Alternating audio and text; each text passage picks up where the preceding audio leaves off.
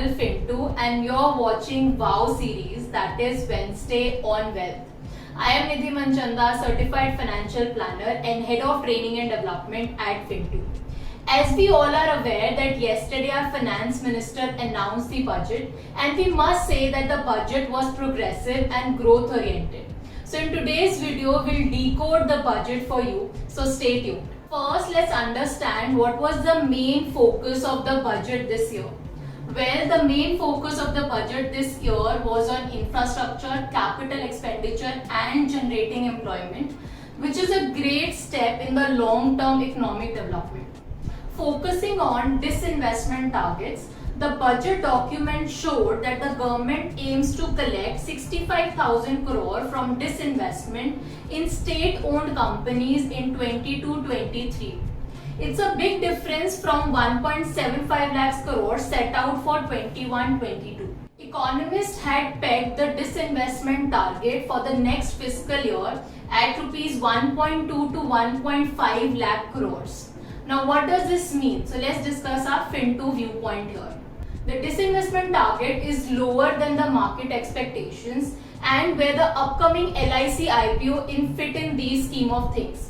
These disinvestment numbers raise question as in how much the government is more likely to raise. There is a possibility that the government could divide the entire issue of LIC IPO into two parts because it's a large size and also because of the possibility that the government could have moderated its expectations on the valuation front. Let's talk about fiscal deficit now. So fiscal deficit for FY22 is revised to 6.9% from 6.8% as per the budgeted estimates. FY23 budgeted estimates of fiscal deficit is pegged at 6.4%, and fiscal deficit remains the single most important concern for the market in the absence of desired growth.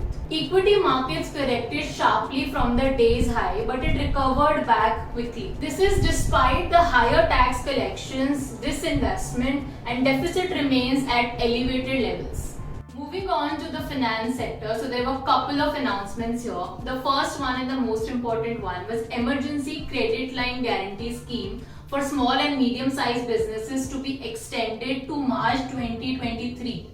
And the amount is increased from 50,000 crores to 5 lakh crores, covering both bank and NBFCs. Another thing is energy transition and climate action, which will be a major government priority. Public issue of LIC. Another thing is increased allocation under PMAY for affordable housing to 48,000 crores, and this will definitely be beneficial for home loan lenders. We feel that the extension of ECLGS will help MSMEs to restore their momentum. Coming to the defense sector, 68% of capital budget for procurement in defense will be for domestic procurement in 2022 to 23 versus 58% last fiscal. So this definitely will be positive for defense sector. Let's move on to the infrastructure now. So outlay for capital expenditure increased 24% year on year to rupees 7.5 lakh crore in financial year 23. Now allocation under Jai Jeevan Mission was rupees 60,000, which were made to cover remaining 3.8 crore households. There was also an announcement related to PM Gati Shakti Master Plan for expressways, and also National Highways Network will be expanded by 25,000 kilometers in FY23. This is definitely a big infrastructure push in the budget, and also there are big plans for capex, which is positive. The government could have given further boost to housing sector given the strong multiplier effect the sector has on the economy. So let's focus on automobile sector now. So in the budget, FM announced battery swapping policy, voluntary vehicle scrapping policy, and also there was a push on ethanol blending.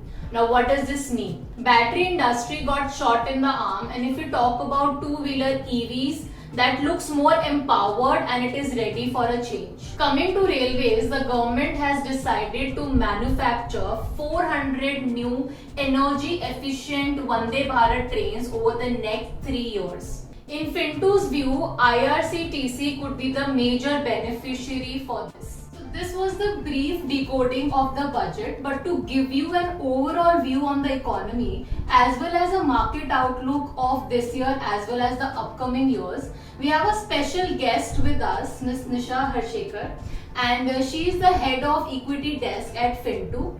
So welcome, Nisha. Hi Nidhi. Hi. And for our audience, I would like to ask you, what is your expert view on the budget? Yeah. So first of all, I would like to say that the budget did not surprise the market either negatively nor positively. So budget mainly underlined the government's commitment to support the economic recovery and fuel an investment cycle.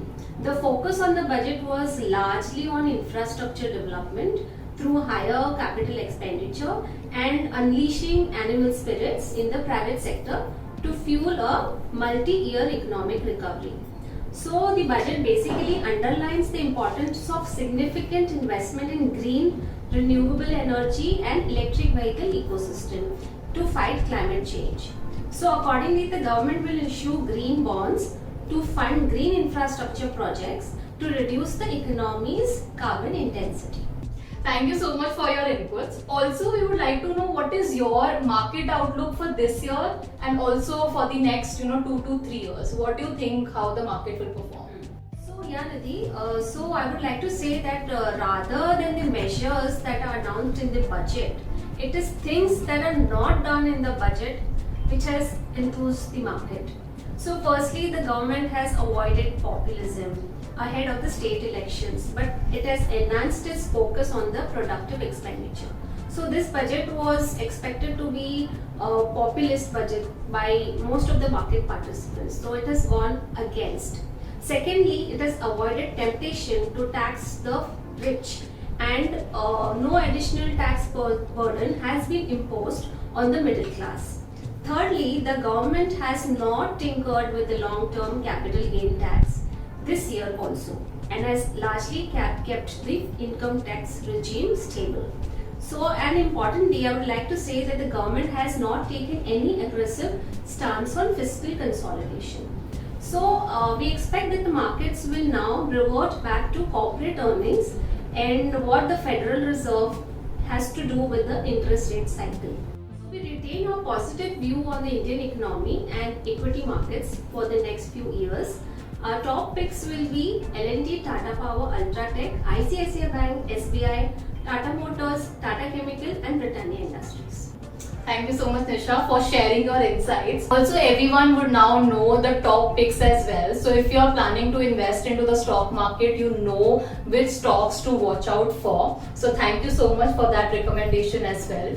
Apart from this, you might know about the taxation part as well. So there were no major announcement related to taxation. Specifically, if you talk about the slab rates, there was no change. There was no change in ATC deduction as well. Although people were expecting that there will be an increase in the ATC deduction limit that is there of 1,50,000. So no major changes, but few changes were there which we'll discuss in detail in our next video, which is a Friday first cut video, which will come on Friday. So stay tuned with us and do subscribe to our channel so that you get notification when we upload that video. Thank you so much.